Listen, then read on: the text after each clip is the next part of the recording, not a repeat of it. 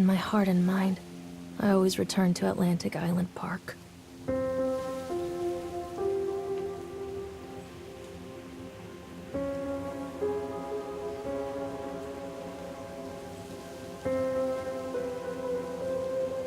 Where's Mr. Bear?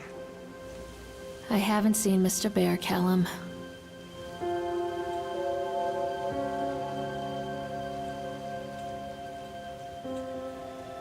Stay in the car. I'll go and ask information.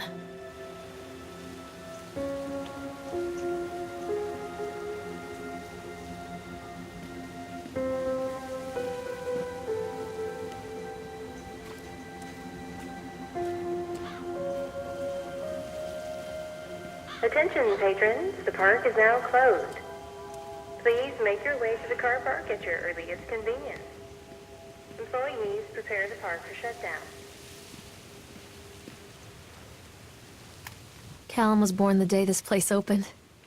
This is his favorite place in the world.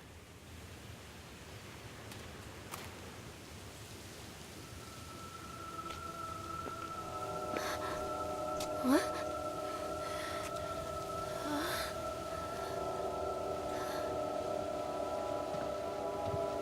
Hey, Lorraine. Lorraine. Don't blame yourself, Lorraine. People lose things all the time. Take a deep breath and think about the last place you saw your son's teddy bear. Hey, stop! I think your boy just ran into the park. I'll unlock the gates for you.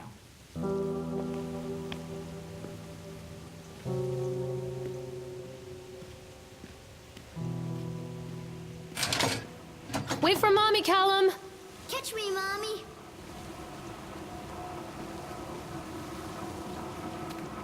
Callum, I told you to wait in the car. Over There's something here. special about the entrance to an amusement park.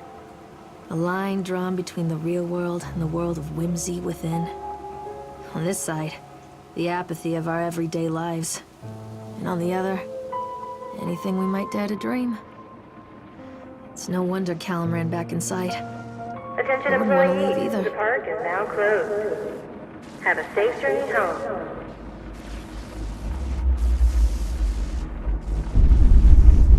Wait up there for Mommy, Callum! Come on, this way.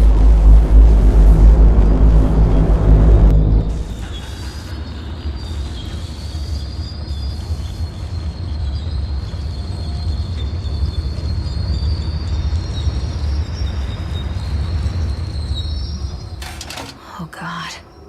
The park. What happened here?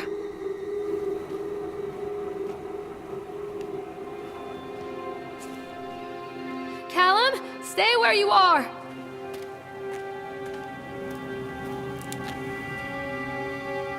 You can't catch me. I'm not playing anymore, Callum.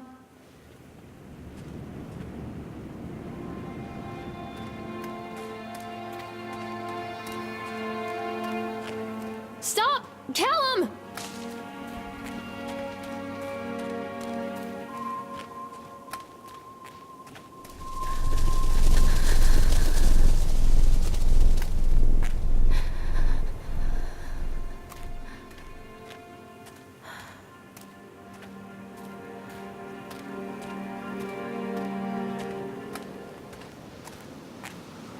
Mommy needs to see you, Callum.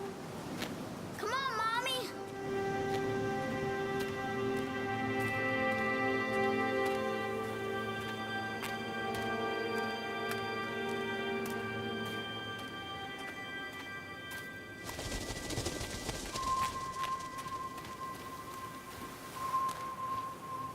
Callum?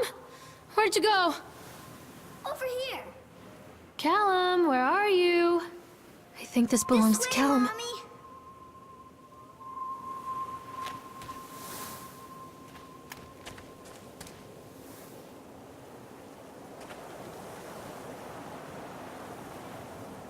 Chad the Chipmunk, huh? Just a drunk guy in a suit.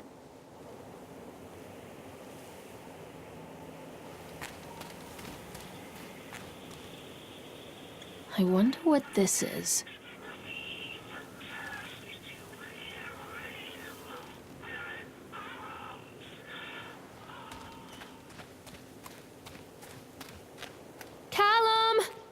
Where did you go? Over here.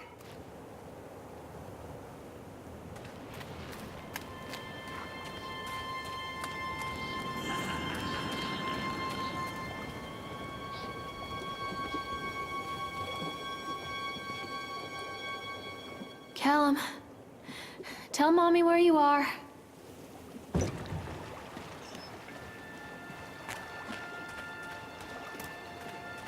Come on, Mommy.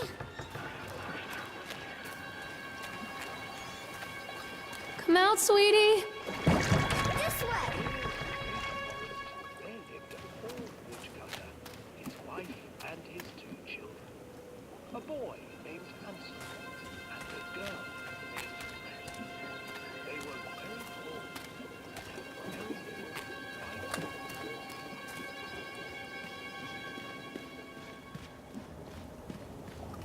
Callum, stay where you are.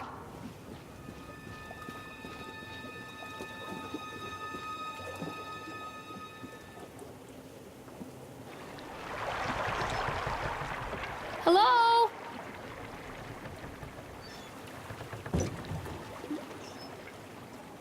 Stop, Callum!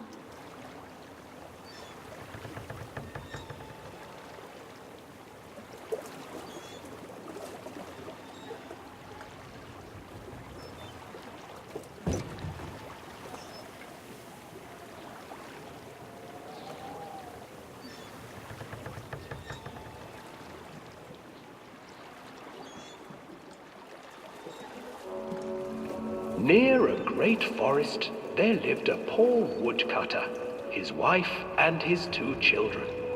A boy named Hansel and a girl named Gretel. They were very poor and had very little to bite or sup.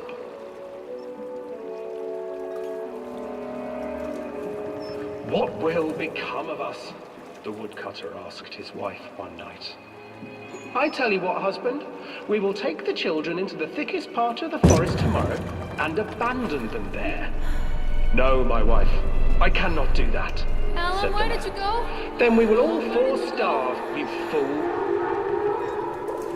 Hansel and Gretel overheard their parents talking, and Gretel began to weep. Do not fret, Gretel, Hansel said.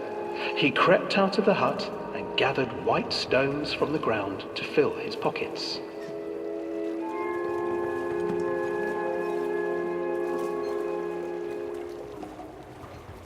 The next morning, the woodcutter leads the children into the forest.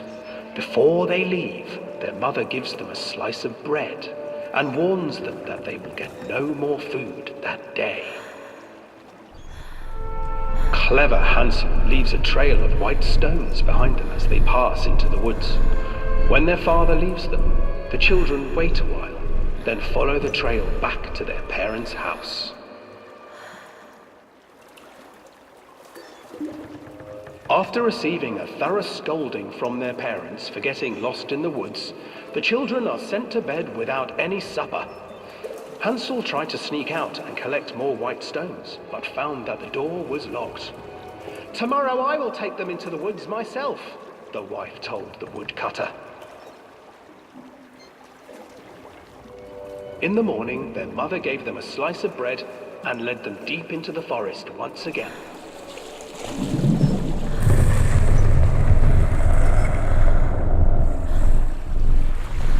Hansel broke his bread into pieces and left a trail of breadcrumbs to lead them safely home.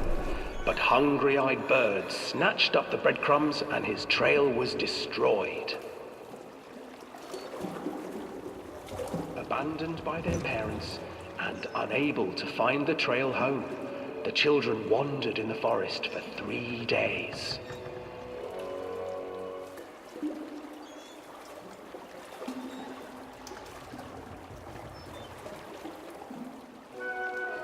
The children stumbled into a clearing with an exceedingly strange house. Its walls were made of gingerbread, and its windows were panes of clear sugar. Hansel, desperately hungry, ran forward and began to nibble on the walls.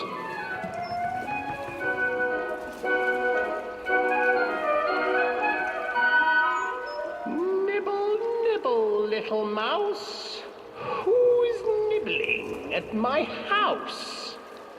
An old woman emerged from the house, sniffing the air and peering around with cloudy eyes. Oh, you dear children, who brought you here? Just come in and stay with me. No harm will come to you. But Hansel and Gretel stayed back, for the old woman reminded them of their cruel mother. Come, children, don't be afraid. I have something for you. The old woman offered them 2 enormous lollipops. The children took them and began to eat. You see, nothing to fear here. Come inside, the old woman urged, and the children, still licking their sweets, followed.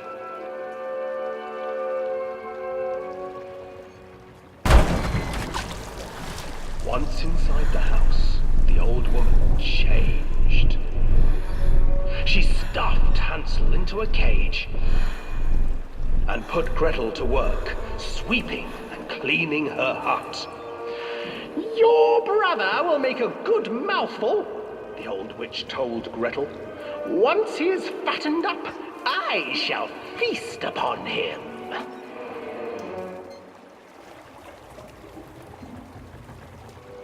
Time passed, and poor Hansel refused to eat, fearing the day that the witch would eat him. The witch, for her part, grew impatient. Today I will cook and eat your brother, Gretel. Climb inside and light the oven. But Gretel pretended not to understand. I do not know how. Where is the opening? Fool, the old witch said. The opening is here.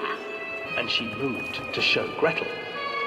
Seizing her courage, brave Gretel gave the witch a shove, and the old crone tumbled forward into the oven. Gretel slid a large iron bolt over the door to the oven. Gretel freed her brother Hansel, and together they lit a fire beneath the oven. And though she screamed and begged, the children sat by the oven until her screams had stilled, and the witch was cooked. And then, because even children can't survive on sweets, they divided up the body of the old witch and ate her.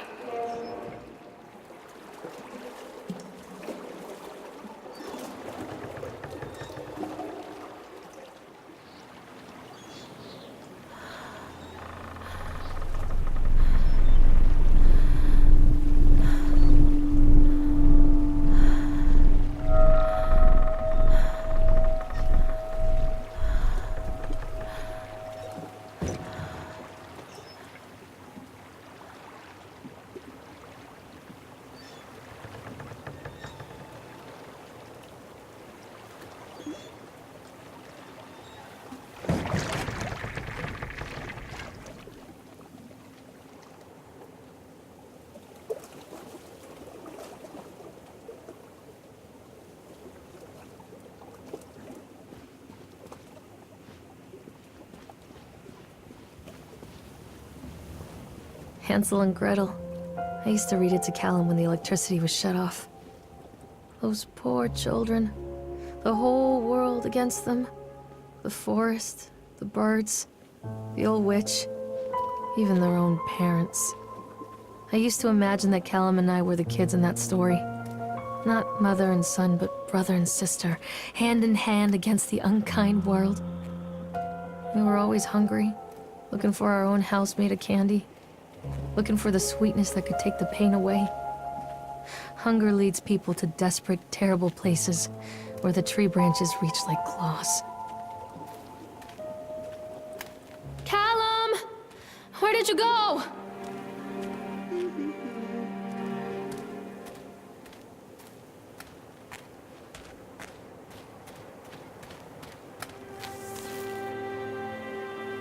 Another accident. This place.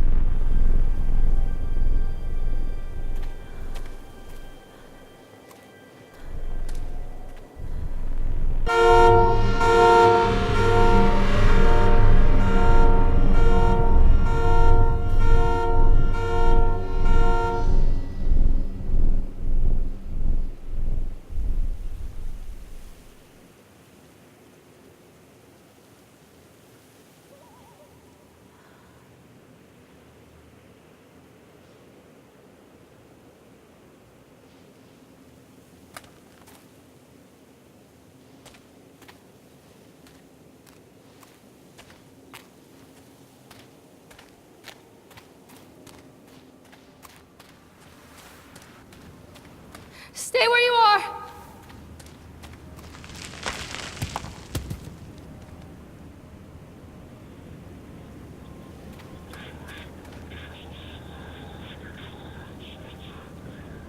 Stop hiding, Callum!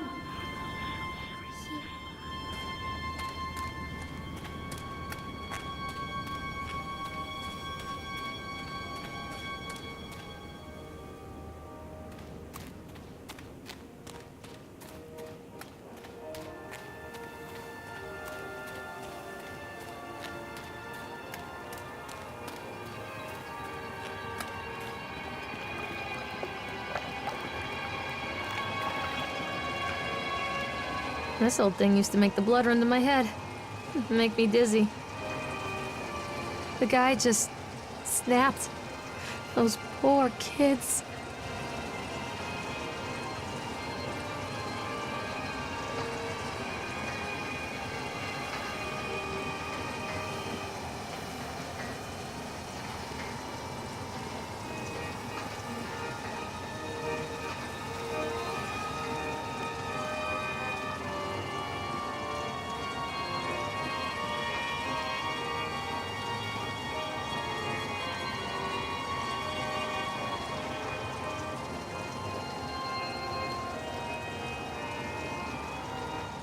Treachery hides in thoughts.